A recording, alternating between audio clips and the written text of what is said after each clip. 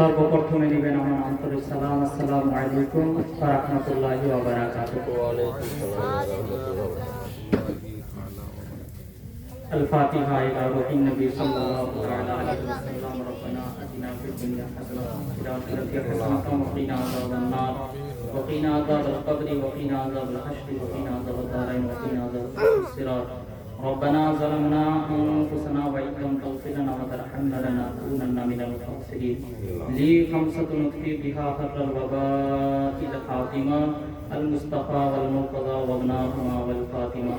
فاستغفر يا إلهي كل أصحاب بحرمة سيد الأبرار سيد. وصلى الله تعالى على خير خلقه ونبيه محمد وآله وصحبه أجمعين. سبحان ربك رب العزة عما يصفون وسلام على المرسلين والحمد لله رب العالمين. آمين. بحق لا إله إلا الله.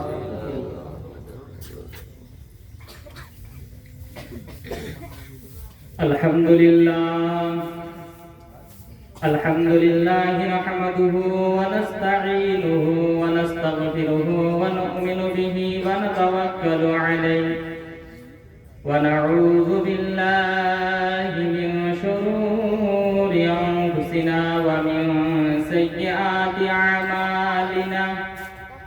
من يهده الله فلا مضل له ومن يضلله فلا هادي له.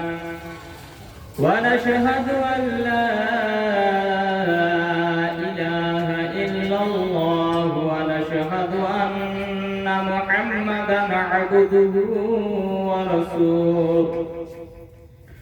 أما بعد فأعوذ بالله من الشيطان الرجيم. بسم الله الرحمن الرحيم. أينما تكونوا يدرككم الموت ولو كنتم في بروج مشيدة. صدق الله العظيم وصدق رسوله النبي الأمين المتين المبين الكريم. ونحن على ذلك لمن الشاهدين والشاكرين والحمد لله رب العالمين. وقال الله تعالى في شان حبيبه الكريم. إن الله وملائكته يصلون على النبي يا أيها الذين آمنوا صلوا عليه وسلموا تسليما. اللهم صل على سيدنا مولانا محمد وعلى آل سيدنا سيدنا مولانا محمد. আসমান সুন্দর জমিন সুন্দর আরো সুন্দর গাছপালা। আসমান সুন্দর জমিন সুন্দর আরো সুন্দর গাছপালা। সবার চাইতে বেশি সুন্দর সবার চাইতে বেশি সুন্দর নূর নবীজির চেহারা। আল্লাহুম্মা সাল্লি আলা সাইয়্যিদিনা মাওলানা মুহাম্মদ ওয়া আলা আলি وعلى آل سيدنا مولانا محمد صلى الله تعالى عليه وسلم নবীজির গোলামের নবীজির আশিকের কোনোই চিন্তা নাই চলো নবীজির জান্নাতে মদিনাতে যাই জোরসে বলবেন না সুবহানাল্লাহ নবীজির গোলামের নবীজির আশিকের কোনোই চিন্তা নাই চলো নবীজির জান্নাতে মদিনাতে যাই চলো নবীজির জান্নাতে মদিনাতে যাই কে কে যাবি মদিনায় মদিনাতে কাদের নবী উম্মতের মায়ায় কে কে যাবি মদিনায় মদিনাতে কাদের নবী উম্মতের মায়ায় দিন রজনী কাঁদেন তিনি দিন রজনী কাঁদেন তিনি জাগিয়া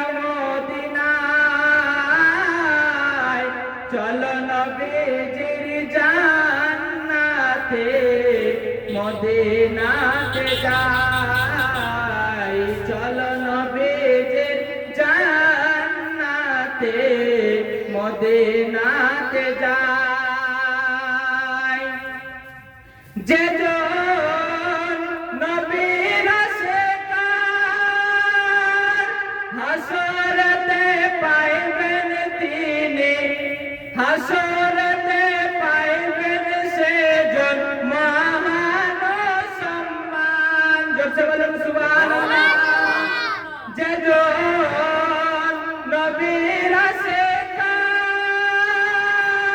হাসরতে পাইবেন সেজন মহান সম্মান পুলসিরাত পার করিবে পুলসিরাত পার করিবে নবীর ওসিলায় চলো নবীজির জান্নাতে মদিনাতে যাই চলো নবীজির জান্নাতে মদিনাতে যাই কঠিন হাসরের মাঠে কঠিন হাসরের দিনে জান্নাতে যাবেন না নবী উম্মত বিনে কঠিন হাসরের দিনে জান্নাতে যাবেন না নবী উম্মত বিনে মাফ করে দেবেন আল্লাহ মাফ করে দিবেন আল্লাহ নবীর ওসিলায় চলো নবীজির জান্নাতে মদিনাতে যাই চলো নবীজির জান্নাতে মদিনাতে যাই আল্লাহুম্মা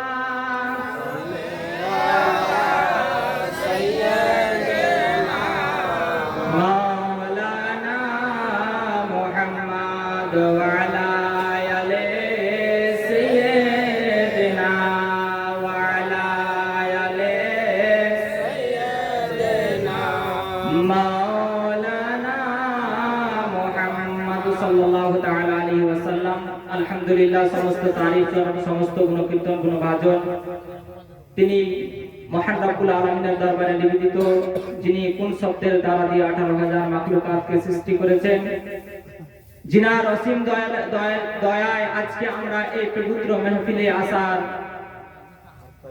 অংশগ্রহণ করেছি।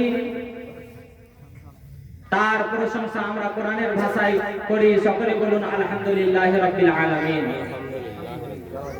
তারপরে পরে ধর্মের নেতা, ধর্মের গুরু মা আমিনাল মুরুদুল ফখরে মওজুদাত শাফাআতের কান্ডার, যিনি কাল কিয়ামতের ময়দানে যখন ফুলসিরাত আমাদেরকে পার হতে হবে, সেই নবী যিনি সাজদায় করে উম্মতি উম্মতি করে কান্না করবে, যিনি কাল কিয়ামতের ময়দানে আমাদেরকে শাফাআত করিবেন, তার প্রতি হাজার হাজার বার লক্ষ বার কোটি বার দরুদে কামিলা নাজিল হোক, সকলে বলুন আমিন।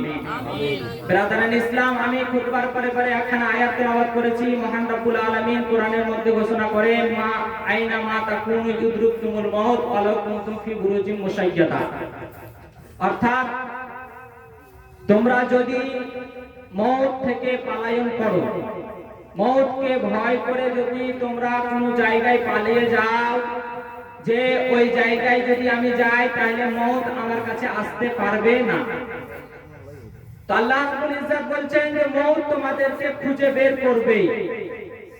যদি তোমরা সোনার পিঞ্জিরা তৈরি করে ওখানে ছিদ্রই না থাকে, আর তুমি যদি বলো যে কোনো ছিদ্র রাখবো না, সোনার পিঞ্জিরা তৈরি করে আমি ওই সোনার পিঞ্জিরার ভিতরে ঢুকে যাব, আর ওই জায়গাতে মালাকুল মউত পৌঁছতে পারবে না।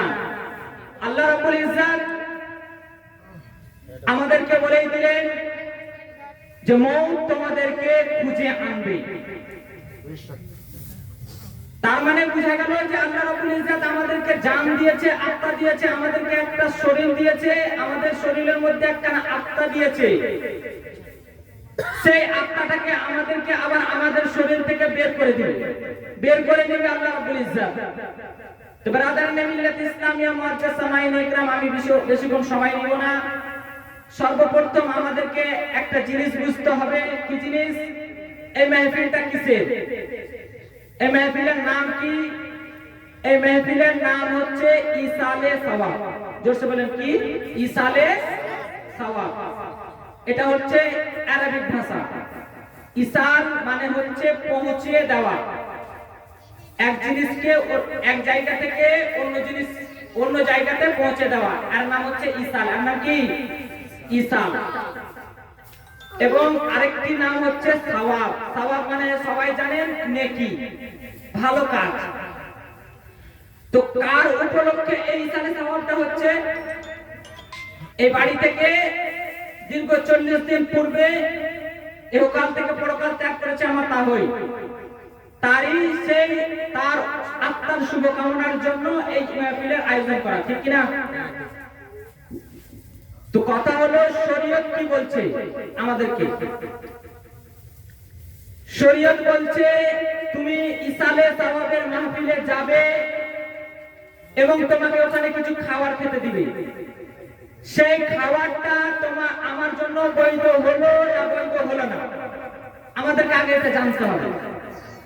তো শরীয়ত বলছে তুমি যে মাইয়াতের বাড়িতে গিয়েছো ইসালে সওয়াবের মাহফিলে, যে মাইয়াতের উদ্দেশ্যে তুমি গেছো, ওই মাইয়াতের কবরে যতক্ষণ পর্যন্ত তুমি নেকি না পাঠাবে ততক্ষণ পর্যন্ত একটা দানা, এক ঘট পানি পান করা যাবে না।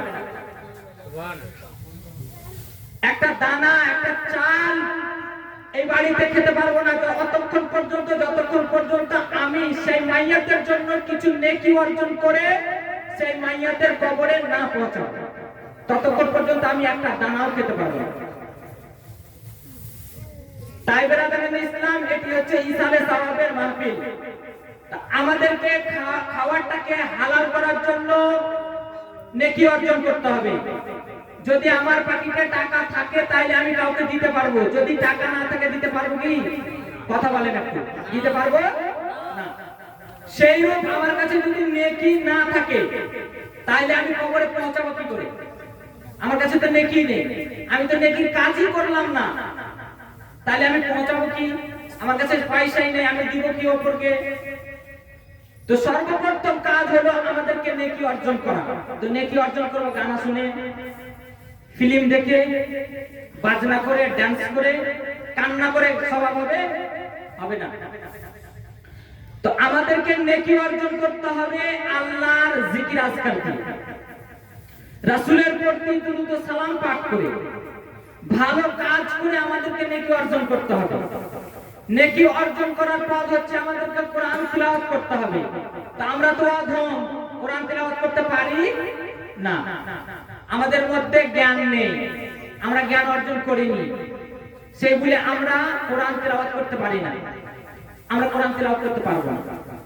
কিন্তু আল্লাহ রাব্বুল ইজ্জত এতটুকু জ্ঞান দিয়েছে যে আমরা আলহামদুলিল্লাহ কথাটা বলতে পারবো। পারবো কি পারবো না বাবজি? আলহামদুলিল্লাহ কথাটা বলতে পারবো, সুবহানাল্লাহ কথাটা বলতে পারবো, আল্লাহু আকবার কথাটা বলতে পারবো। তো যতক্ষণ পর্যন্ত এই নেকিগুলো না করব, আল্লাহু আকবার না বলবো, সুবহানাল্লাহ না বলবো, আলহামদুলিল্লাহ না বলবো, নবীর প্রতি দুরূদ না পাঠাবো, ততক্ষণ পর্যন্ত আমরা নেকি অর্জন করলাম না আর পৌঁছাতেও পারলাম না। তো আমাদেরকে নেকি অর্জন করার জন্য আগে সুবহানাল্লাহ বলতে হবে, আলহামদুলিল্লাহ বলতে হবে, আল্লাহু আকবার বলতে হবে এবং নবীর প্রতি দুরূদ পাক পাঠ করতে হবে, আমাদেরকে ভালো কাজ করতে হবে। তাহলে নেকিটা আল্লাহর কাছে দোয়া করতে হবে, আল্লাহ আমি যতটুকু নেকি পারলাম করলাম, এই নেকিটুকু তোমার দরবারে কবুল করে নাও। আর কবুল করে নেওয়ার পরে আমি যার মাহফিলে এসেছি, যে মাইয়াতের ইসালে সওয়াবের মাহফিলে আজকে আমি খেতে এসেছি, এই মাহফিলের এই মাইয়াতের কবরে তুমি পৌঁছে দাও আর সেই মাইয়াতকে তুমি বখশে দাও, সেই মাইয়াতকে তুমি জান্নাতুল ফিরদৌসের জায়গা দান করে দাও। তাহলে আমার জন্য এই খাবারটা জায়েজ হয়। বুঝে গেলেন কথাটা? তাহলে আমাদেরকে খাবারটা বৈধ করার জন্য আগে নেকি অর্জন করতে হবে। তো নেকির জন্য একবার জোরসে বলবেন না সুবহানাল্লাহ, সুবহানাল্লাহ, একবার জোরসে বলুন আলহামদুলিল্লাহ, দুইটা হাত উঠিয়ে বলেন ইয়া রাসূলুল্লাহ। বিরাদারানে মিল্লাত ইসলামিয়া মুআজ্জাজ সামাইনে ইকরাম, আল্লাহ তাআলা বলেন যে হে আমার বান্দা বান্দীরা, তোমরা যেখানেই থাকো না কেন, তোমরা যদি মৃত্যুকে ভয় করে যদি যেখানেই পলায়ন করো না কেন, মৃত্যু তোমাদেরকে খুঁজে আনবে, মৃত্যু তোমাদেরকে খুঁজে আনবে। তোমরা যদি বলো আমি মৃত্যুবরণ করব না, আমি মরব না, এই দুনিয়াতে চিরস্থায়ীর জন্য আমি এসেছি, এই ধারণাটা ভুল। এই কারণে আল্লাহ রাব্বুল ইজ্জত আরো এক জায়গায় বললেন কুল্লু নাফসিন যায়কাতুল মউত, যে হে এই আমার বান্দা বান্দীরা, যার প্রতি আত্মা রয়েছে, জীব রয়েছে, তাকে এক না একদিন মওতের স্বাদ গ্রহণ করতে হবে, তাকে মরতেই হবে। কেউ চিরস্থায়ীর জন্য আসেনি।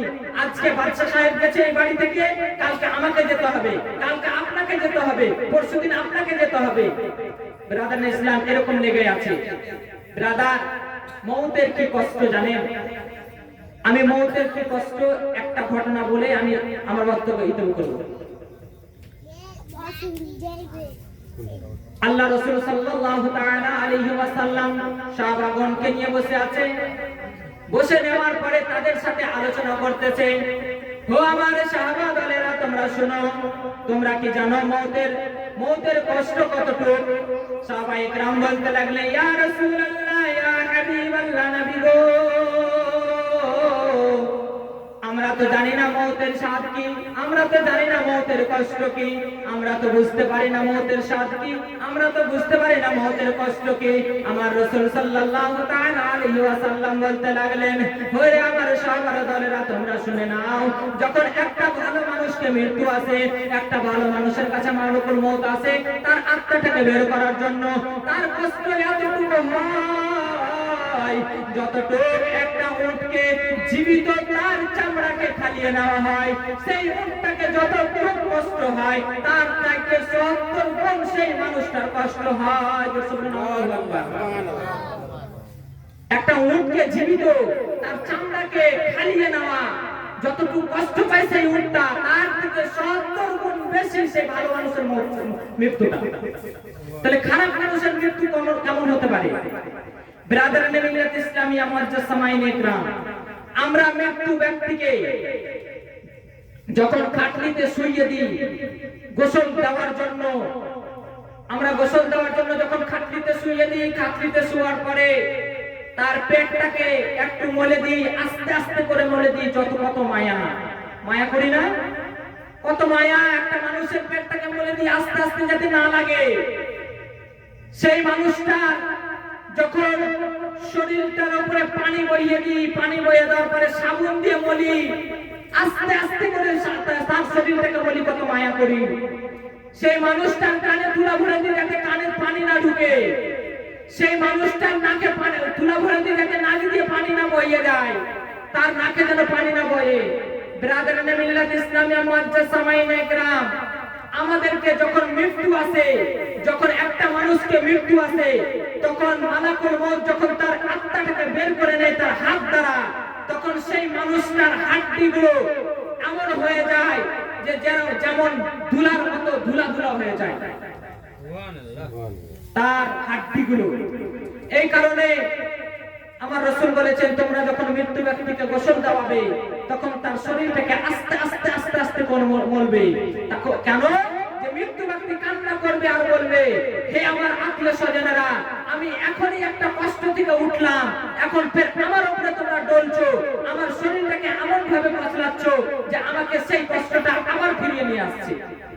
ব্রাদারানে মিল্লাত ইসলামিয়া, যখন মৃত্যু ব্যক্তিকে খাটলেই শুইয়ে দেয়, কাফন পরিধান করিয়ে দেয়, কাফন পরিধান করার পরে যখন মাইয়াতকে চার কান্দায় চারজন নিয়ে নেয়, তখন সেই মাইয়াত হু হু করে কান্না করতে লাগে, তার চোখ দিয়ে ঝরঝর করে পানি বইতে লাগে, আর বলতে লাগে, হে আমার আত্মীয় স্বজনেরা, হে আমার ছেলেরা, হে আমার মেয়েরা, হে আমার পাড়া প্রতিবেশীরা, তোমরা আমাকে নিয়ে যেও না, আমি সেই কবরের মধ্যে থাকতে পারবো না, আমাকে সেই বাড়িতে আমাকে রেখে আসিও না, আমাকে অনেক ভয় লাগবে, আমি একা থাকবো কেমন করে, আমি তো ছিলাম আজকে পরিবারের সাথে, কিন্তু আমি কবরের মধ্যে যাব, আমাকে থাকতে হবে একা, না আছে সাথী, না আছে বাতি, না আছে জ্বালানা, না আছে দরজা, কিছুই নেই, সেই কবরে আমি থাকবো কেমন করে। সেই মৃত্যু ব্যক্তি তার চারজনের পায়ে পড়বে, আমাকে নিয়ে যেও না, কিন্তু আমাদেরকে আল্লাহ রাব্বুল ইজ্জত আমাদেরকে এতটুকু ক্ষমতা দেয়নি যে আমরা তার কান্নাকে শুনতে পাবো। ব্রাদারানে মিল্লাত ইসলামিয়া মুআজ্জাজ সামাইনে کرام, যখন সেই চারজনায় চার কান্দাই লইয়া চলে গেল কবরস্থানের মধ্যে, যখন জানাজার নামাজ হয়ে গেল, জানাজার নামাজ হওয়ার পরে যখন দুই জনাতে মিলে কবরের মধ্যে যখন কবরের মধ্যে রাখে, তখন সেই মৃত্যু ব্যক্তি বলতে লাগলো যে আমার সাথে হয়তো এই দুইজন ব্যক্তি যাবে, কারণ আমার সাথে কবরের মধ্যে নেমে গেছে।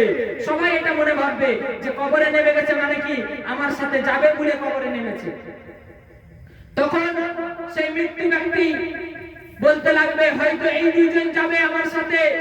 যখন ওই দুইজন উঠে যাবে কবর থেকে, তখন তার বুকটা ফেটে যাবে, ফেটে যাওয়ার পরে তার চোখ দিয়ে ঝরঝর করে পানি বের হবে, ঝরঝর করে পানি বের হওয়ার পরে কান্না করতে লাগবে আর বলবে, আমাকে এই নির্জন কবরস্থানে রেখে যেও না, আমাকে অনেক ভয় লাগছে, আমাকে অনেক ভয় করছে, আমাকে রেখে যেও না, তোমাদেরকে কত মায়া করেছিলাম, তোমাদের জন্য খাইনি দুই বেলা, আমি তোমাদের জন্য টাকা উপার্জন করতে গেছিলাম, তোমাদের জন্য আমি দুই বেলা খাবার খাইনি, এক বেলা খাবার খেয়েছি, তবুও তোমাদেরকে দুই বেলা খাবার দিয়েছি, আজকে আমাকে সেই দিনটার দোহাই দিয়ে আমি তোমাদেরকে বলছি তোমরা আমাকে রেখে যেও না, কিন্তু আমরা তো শুনতে পাই না। ব্রাদারানে মুআজ্জাজ সামাইনে کرام, এই কারণে আল্লাহ রাব্বুল ইজ্জত বলছেন, আইনা মা তাকুনু ইউদরিকুমুল মউত, যে তোমাদেরকে মৃত্যু তোমাদেরকে খুঁজে বের করবে, তোমরা যেখানেই পলায়ন করো না কেন, মৃত্যু তোমাদেরকে খুঁজে বের করে আনবে। তাই ব্রাদার, কবরের সাথী কেউ হবে না। সেই কবরের সাথী যদি হয় তাহলে হবে একটাই জিনিস, তার নাম হচ্ছে নেক আমল, তার নাম হচ্ছে ভালো কাজ, তার নাম হচ্ছে আল্লাহ তাআলার জিকির আজকার, নামাজ, রোজা, হজ, যাকাত যাবতীয়। তো ব্রাদারানে ইসলাম, কবর এমন একটা জায়গা যেখানে সবাইকে যেতে হবে।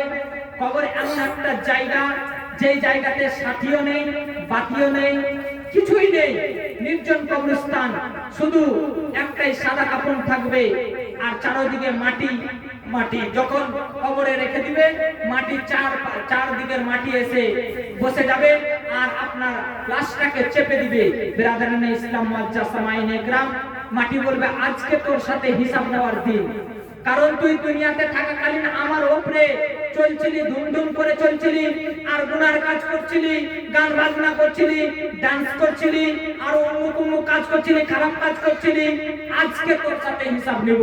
আজকে তুই আমাকে হিসাব দে, এগুলো কাজ করছিলি, আজকে তোকে শাস্তি দিব।